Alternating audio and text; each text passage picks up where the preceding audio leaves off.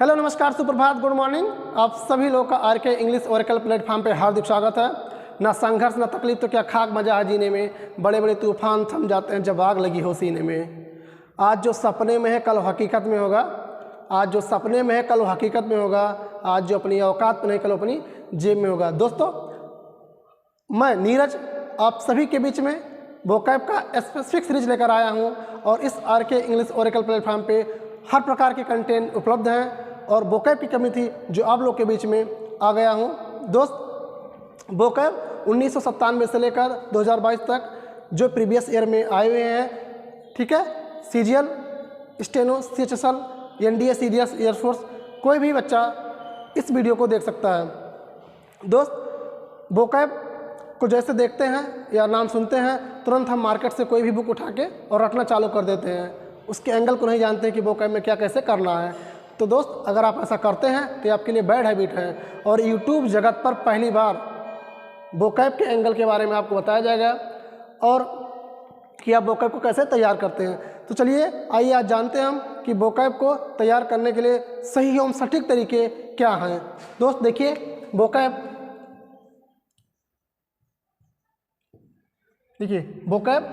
के 4 एंगल होते हैं। जो आपका पहला एंगल होगा वो होता है सरफेस मीनिंग। दोस्त जब तक आप लोग ये नहीं जानेंगे आप वोकैब में हमेशा पीछे रहेंगे। देखिए पहला होगा आपका सरफेस मीनिंग। जो आपका दूसरा एंगल होता है वो होता है पार्ट्स ऑफ स्पीच। दोस्त किसी भी वर्ड का पार्ट्स ऑफ स्पीच क्या होता है ये तय करना बहुत ही ज़रूरी होता है, पार्ट्स ऑफ स्पीच। दोस्त और आपका जो तीसरा पॉइंट है वो होता है कोनोटेशन। क्या होता है दोस्त? कोनोटेशन। और जो आपका चौथा जो सबसे महत्वपूर्ण पॉइंट है वो है कोलोकेशन। देखिए क्या है कोलोकेशन।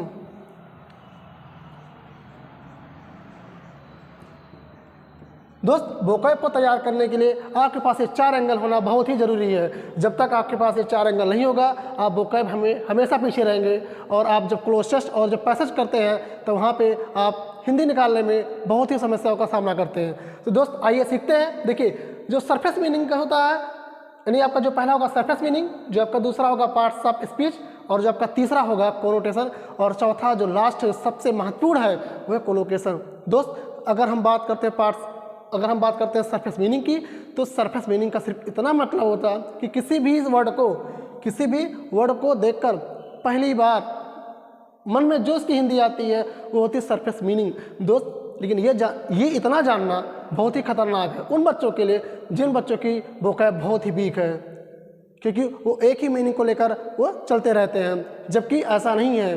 तो आइए देखते हैं। देखिए जैसे पहले मैं लिख रहा हूँ बुक और लिख क्या रहा हूँ हिट। देखिए जैसे आप बुक देखते हैं आपके पहली नज़र में तुरंत इसका मतलब क्या पढ़ते हैं आप? किताब। क्या पढ़ते हैं मेरे दोस्त? किताब। और जैसे आप हिट देखते हैं तुरंत दिमाग में आता है ये मारना, जबकि ये इतना काफ़ी नहीं है कि आप बुक का मतलब सीधा किताब पढ़ लिए और हिट का मतलब मारना पढ़ लिए। ओके, तो ये आपके सिर्फ मीनिंग है। बात हम करते हैं जो आपका दूसरा स्टेप है यानी दूसरा जो एंगल है वो बात करते हैं हम पार्ट्स ऑफ स्पीच की। दोस्त किसी भी वर्ड का पार्ट्स ऑफ स्पीच सिंगल तय करना थोड़ा मुश्किल होता है जब तक हम उसको सेंटेंस के अकॉर्डिंग नहीं रखते हैं। ओके, लेकिन चलिए देखते हैं। देखिए जो बुक होता है आपका ये इसकी जो पार्ट्स ऑफ स्पीच होगी ये नाउन भी होता है और क्या होता है दोस्त? वर्ब भी होता है। उसी प्रकार आपका जो हिट दिया है हिट भी आपका नाउन होता है और वर्ब होता है। तो दोस्त ये बात थी पार्ट्स ऑफ स्पीच की। इसके बाद जो तीसरा आपका जो महत्वपूर्ण स्टेप आता है वो होता है कोनोटेशन। कि कोनोटेशन क्या होता है? दोस्त कोनोटेशन का बस मतलब यही होता है कि किसी भी पर्टिकुलर शब्द को सेंटेंस के अकॉर्डिंग उसकी हिंदी निकालना, किसी भी शब्द की सेंटेंस के अकॉर्डिंग उसकी हिंदी को निकालना वो होता है कोनोटेशन। जैसे भी मैं इसी बुक और हिट पे मैं एग्जांपल दे रहा हूँ आपको, देखिएगा कि कैसे क्या होता है। दोस्त ये सब जानना बहुत ही ज़रूरी होता है।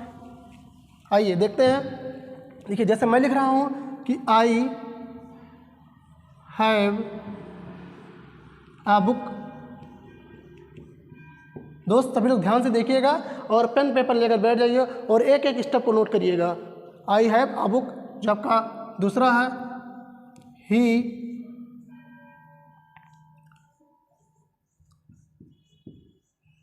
ही बुक्ड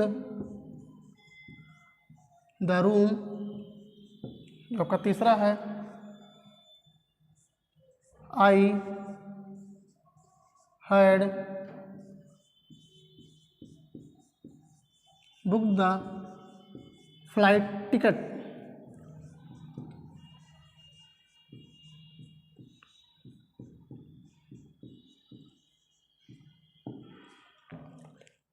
देखिए दोस्त, यहाँ पे जो बुक है, यहाँ पे नाउन है। ही बुक्ड द रूम, यहाँ पे जो बुक है वो आपका वर्ब है, और यहाँ पे जो आपका बुक है वो भी आपका वर्ब है। देखिए, अब कोनोटेशन का कमाल यही है कि शब्द आपके वही हैं लेकिन उसके प्रयोग में परिवर्तन हो गया। शब्द आपके वही हैं लेकिन उसके प्रयोग में क्या हो गया, परिवर्तन हो गया। इसीलिए कहा जाता है कि किसी भी वर्ड का सरफेस मीनिंग जानना काफ़ी नहीं होता है जब तक आप उसके कोनोटेशन, उसके कोलोकेशन नहीं जानते हैं। तो ये आपका बुक पे हो गया। और आइए दूसरा देखते हैं आपके हिट पे। आइए आपका देखिए जो हिट होता है, जैसे फ्लड हिट पीपल, जो आपका दूसरा एग्जाम्पल है।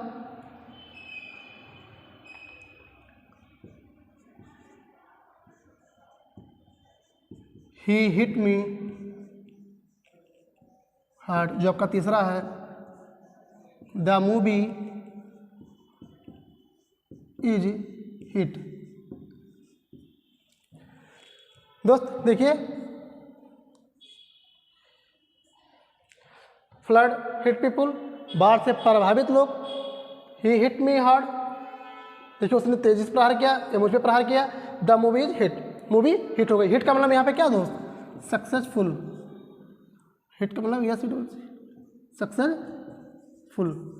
ओके, अब अभी हिट का मतलब आप मारना पढ़ रहे थे, लेकिन देखिए हिट की क्या, हिट का मतलब मारना भी होता है, हिट का मतलब प्रभावित होना भी होता है, और हिट का मतलब सक्सेसफुल भी होता है। और अभी हम लोग क्या जानते थे कि हिट का मतलब सिर्फ क्या होता है, मारना। तो ये उसकी सरफेस मीनिंग थी। तो कोनोटेशन में, और कोनोटेशन में जब आप पार्ट्स ऑफ स्पीच तय कर लेते हैं तो कोनोटेशन आपका और आसान हो जाता है। और आपका जो चौथा स्टेप है कोलोकेशन, जो सबसे महत्वपूर्ण स्टेप है, और जिन बच्चों का कोलोकेशन नहीं तैयार होता उन बच्चों का क्लोजेस्ट एकदम झंडूबाम होता है, मतलब बस वो हवा हवा में उड़ते हैं। तो दोस्त कोलोकेशन जानना भी बहुत ही ज़रूरी होता है। आइए देखते हैं। देखिए कोलोकेशन में क्या होता है कि दो शब्दों के पारस्परिक तालमेल को कोलोकेशन कहते हैं। दो शब्दों के पारस्परिक तालमेल को कोलोकेशन कहते हैं। जैसे नाउन का वर्ब के साथ और एडजेक्टिव का नाउन के साथ, वर्ब का एडवर्ब के साथ, तो क्या उसके पारस्परिक संबंध होते हैं, आइए वो देखते हैं हम।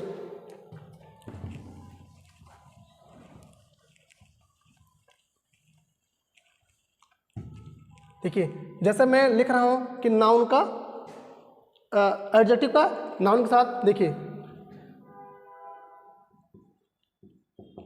एडजेक्टिव का नाउन के साथ संबंध क्या है। जैसे मैं लिख रहा हूँ, देखिए सीवियर,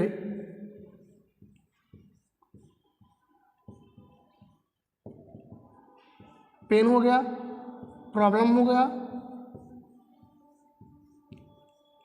और सिचुएशन।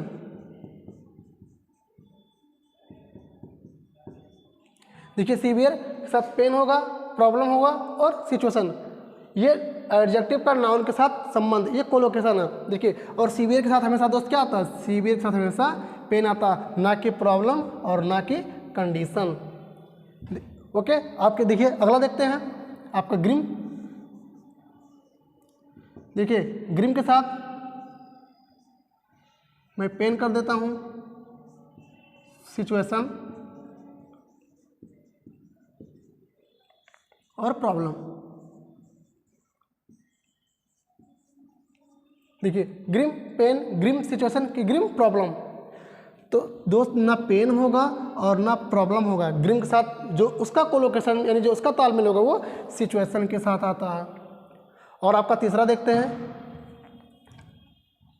क्रिटिकल देखिए क्रिटिकल कंडीशन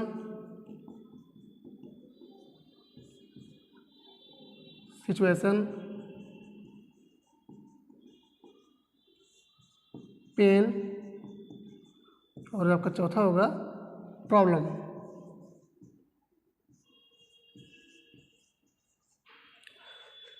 भाई देखिए भाई सभी एडजेक्टिव हैं सीवियर, ग्रीम और क्रिटिकल, जबकि उसके नाउन में क्या हो रहे हैं, परिवर्तन हो रहे हैं। ये क्रिटिकल कंडीशन होगा कि क्रिटिकल सिचुएशन होगा कि क्रिटिकल पेन होगा कि क्रिटिकल प्रॉब्लम होगा।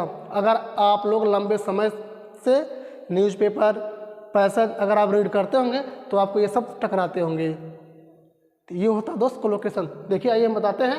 ये क्रिटिकल के साथ होता है हमेशा कंडीशन, ना आपका सिचुएशन होगा, ना आपका पेन होगा और ना ही प्रॉब्लम होगा। तो दोस्त ये था कोलोकेशन का कमाल। तो दोस्त वोकैब ये 4 एंगल हैं जिनको आप अच्छे तरीके से तैयार करिए और मल्टीपल रिवीजन करिए। और दोस्त इस चैनल पर आप सभी लोग को वोकैब की स्पेसिफिक सीरीज एकदम ऑथेंटिक प्रमाणिक मिलेगा और इधर उधर की कुछ बात नहीं, सीधा एकदम एग्जाम ओरिएंटेड रहेगा। ओके, तो दोस्त आप लोग एक बार नोट कर लीजिएगा, देख लीजिए कि ये वोकैब के एंगल थे आपके। ओके, तो आप लोग वोकैब में कोई प्रॉब्लम नहीं होने वाली है, एक एक सीरीज आपको मिलती रहेगी। तो मैं अपनी क्लास के वाइंड अप करता हूँ और एक छोटा सा प्यारा सा कमेंट जरूर करिएगा आप सभी लोग, क्योंकि आपका कमेंट ही, आपका शेयर ही और आपकी लाइक ही हमारी एनर्जी होगा, हमारा पावर होगा। चलिए, थैंक्स फॉर वॉचिंग।